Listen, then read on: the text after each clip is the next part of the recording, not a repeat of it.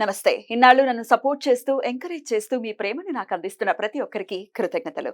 అలాగే ఈ వీడియో కూడా ఖచ్చితంగా మీకు ఉపయోగపడుతుంది. లైక్, షేర్ అండ్ సబ్స్క్రైబ్ చేసి మీ సపోర్ట్‌ని నాకు అందించండి. అలాగే ఈ వీడియో పట్ల మీకున్న అభిప్రాయాన్ని కామెంట్ సెక్షన్‌లో కామెంట్ చేసి తెలియజేయండి. ఇప్పుడు వీడియోని చూద్దాం.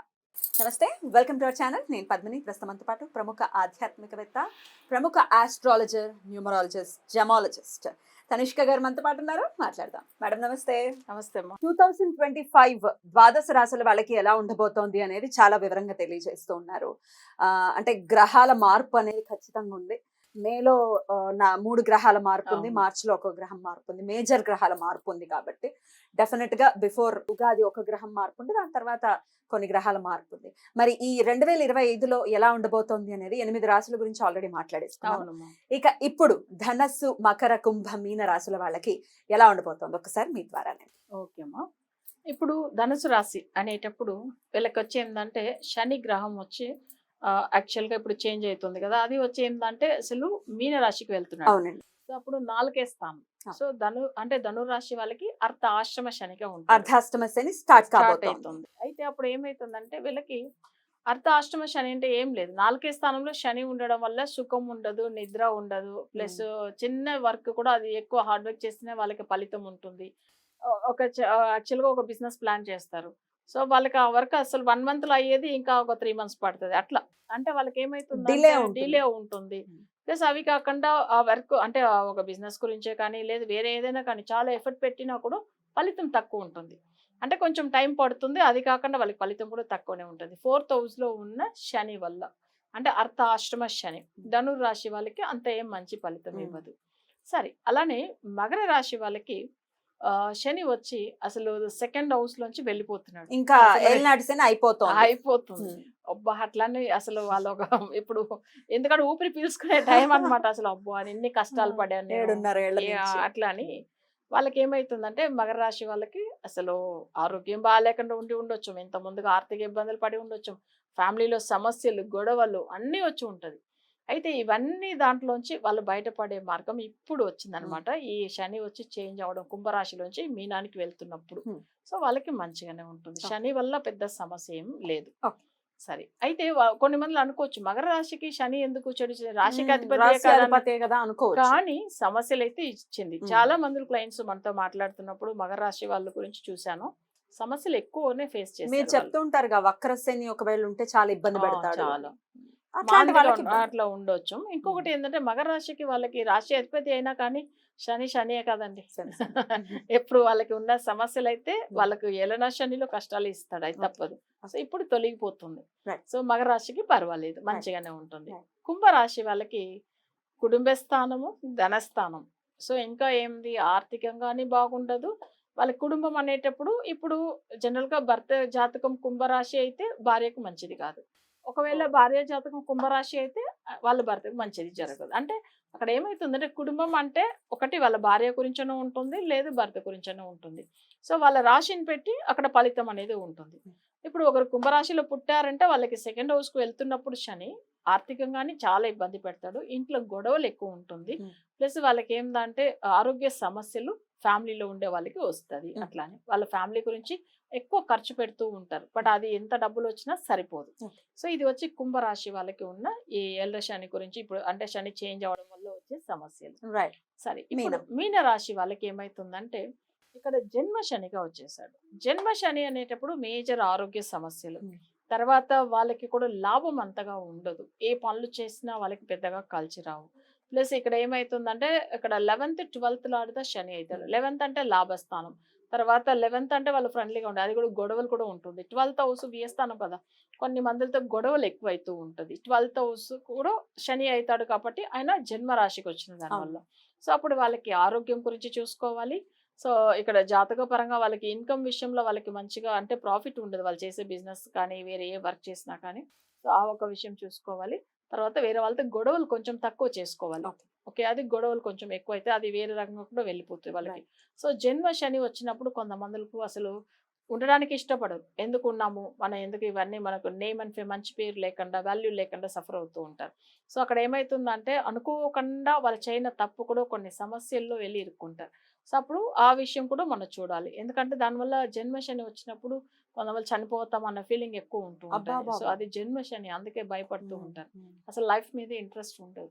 సో అది వచ్చి జన్మ శని ఉన్న వాళ్ళు తప్పకుండా ఇక్కడ మీన రాశి వాళ్ళు కొన్ని పూజలు ఫాలో అవుతేనే మంచిది. ఇక గురువు యొక్క మార్పు రీత్యా ఈ ధనస్సు, మకర, కుంభ, మీన రాశుల వాళ్ళకి ఎట్లాంటి రిజల్ట్స్ ఉండబోతుంది? ఓకే. ఇప్పుడు గురువు అనేటప్పుడు మనం వచ్చి ఇక్కడ జనరల్ గా వచ్చి ఇప్పుడు ధనుసు రాశికి అని చెప్పి చూసామంటే 7వ స్థానంలో ఉంటాడు. 7th హౌస్ లోకి చాలా వస్తున్నారు. మంచి చేస్తాడు. ఎందుకంటే ఇక్కడ అర్ధాష్టమ శని ఉన్నా కానీ గురు బలం ఎక్కువ ఉంది ఇక్కడ. ఉమ్, ఓకేనా? ఇప్పుడు అర్ధాష్టమ శని పర్వాలేదు, అష్టమ శని అంటే కష్టం.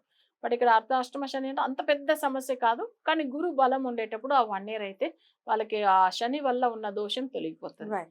కానీ ఈయన 2.5 years ఉంటాడు అర్ధాష్టమ శని. 1 year ఈయన ఫలితం గురువు అయితే వెళ్ళిపోతారు 1 year తర్వాత. 1 year తర్వాత అది చూసుకోవాలి. ఉమ్. ఒబ్బా నాకు ధనురాశి కదా బానే ఉంది అని చెప్పారు కదా అని కొన్ని మందులు అడుగుతారు. 1 కానీ year తర్వాత మళ్ళీ 1 year తర్వాత వెళ్తాడు, అది చూడాలి. ఉమ్. మకర రాశి వాళ్ళకి చూసామంటే ఉమ్, ఇక్కడ వచ్చి ఏలనా శని తొలగిపోతాయి. కానీ ఇక్కడ 12th థర్డ్ లార్డ్ ఎవరైతాడంటే అసలు గురువు అవుతాడు. అవునండి. ఆయన 6వ స్థానానికి వెళ్ళినా పెద్ద దోషం ఏం కాదు. ఉమ్. బట్ యావరేజ్ గా ఉంటది. ఎందుకంటే మరీ దోషంని కాదు, సమస్యని కాదు. ఉమ్.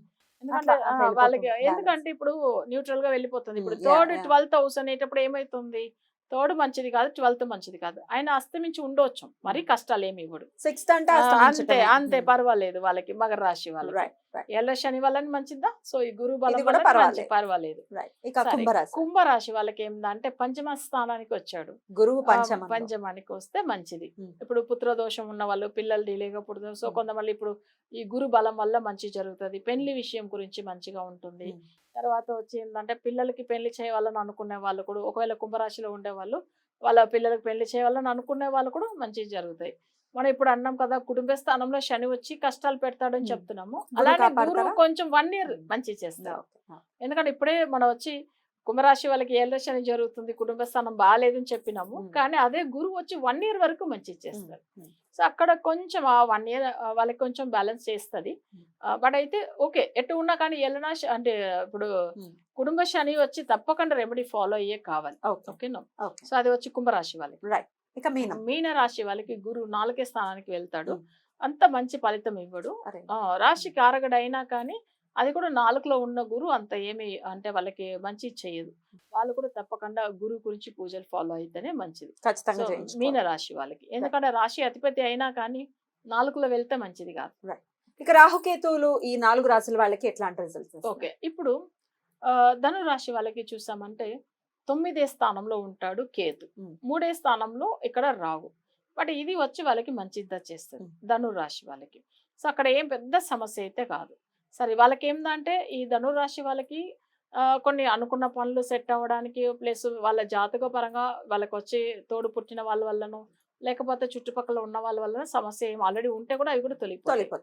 సో శని వల్ల ఇబ్బంది ఉన్నా గురువు రాహుకేతువులు మాత్రం వాళ్ళని మంచిగా గట్టెక్కిచ్చేస్తున్నారు. చేస్తారు. So Right. ఈ రాహుకేతులు. Right. సరే, తర్వాత మకర రాశి వాళ్ళు చూడండి, వాళ్ళకి ఏంటంటే 2nd house కి వచ్చాడు మళ్ళీ రాహు. రాహు. అవును. మళ్ళీ ఇన్ని రొబ్బా ఇప్పుడు ఎల్ల శని పోయిందని అనుకుంటే రాహు. మళ్ళీ రాహు. బట్ కొంచెం సమస్యలు ఇస్తాడు.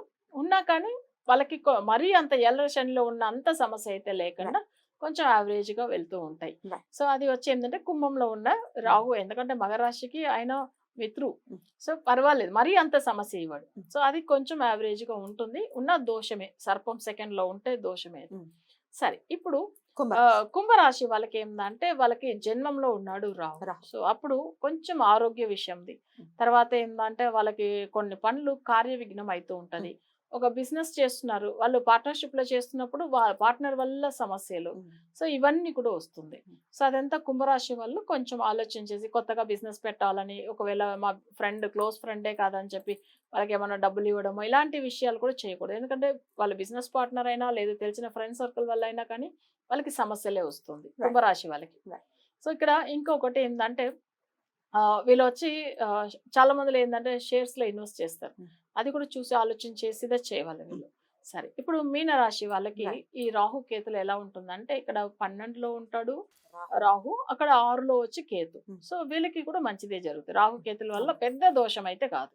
సో వీళ్ళకి ఏంటంటే మీనరాశి వాళ్ళకి అసలు కుంభంలో ఉన్న రాహు కానీ సింహంలో ఉన్న కేతు కానీ మంచిదా చేస్తుంది. మంచి ఫలితాలే ఉంటాయి. ఒకంత ఈ 4 రాసుల వాళ్ళకి మిశ్రమ ఫలితాలు ఉండబోతున్నాయి అవును. అనేది అర్థమవుతోంది ఈ అవును గోచార గ్రహస్థితి రీత్యా. అవును సో మరి ఒకవేళ డెఫినెట్ గా ఈ ఇయర్ అంతా బాగుండాలి అనుకుంటే గ్రహాలకి సంబంధించి వశీకరణ పూజలు అనేవి చేయించుకుంటే అవును వాళ్ళ వాళ్ళ జాతకాలను అనుసరించి చేయించుకుంటే కనుక డెఫినెట్ గా ఒక పీస్ఫుల్ లైఫ్ ని లీడ్ చేయొచ్చు అని తప్పకుండా రైట్ అండి. అట్లా చేయించుకోవాలి అనుకుంటే పరిహారాలు కస్టమైజ్డ్ గా చేయించుకోవాలి అనేది ఎప్పుడూ చెప్తూనే ఉంటారు. ఏదో మామూలుగా చేయించేసి ఇది చేసేసుకోండి అది చేసేసుకోండి అని చెప్పడం ఇట్ ఈస్ ఈజీ. కానీ వక్రించిన గ్రహాలు ఉండి ఒకవేళ వాటికి మీరు రెమెడీలు చేస్తూ ఉంటే అవి అడ్వర్స్ రిజల్ట్స్ ఇస్తాయని మేడం ఎప్పుడూ చెప్తూ ఉంటారు. కాబట్టి సో మనకి ఒకసారి జాతక పరిశీలన మస్ట్ అని చెప్తున్నారు కాబట్టి ఒకసారి జాతక పరిశీలన చేయించుకునే ప్రయత్నం చేయండి. మేడంని కాంటాక్ట్ చేయండి. ఇక ద్వాదశ రాశులు అన్ని రాశుల గురించి మీరు చెప్పారు. వృషభ తులా రాశిని మినహాయిస్తే మిగతా రాశులు అన్నిటికీ కూడా ఒకంత ఇబ్బందికరమైనటువంటి 25వ సంవత్సరం చాలా పీస్ఫుల్ గా ప్రతి ఒక్కరికి వెళ్ళాలని మనస్ఫూర్తిగా కోరుకుంటూ చాలా చక్కగా వివరించారండి. కృతజ్ఞతలు. నమస్కారం. నమస్కారం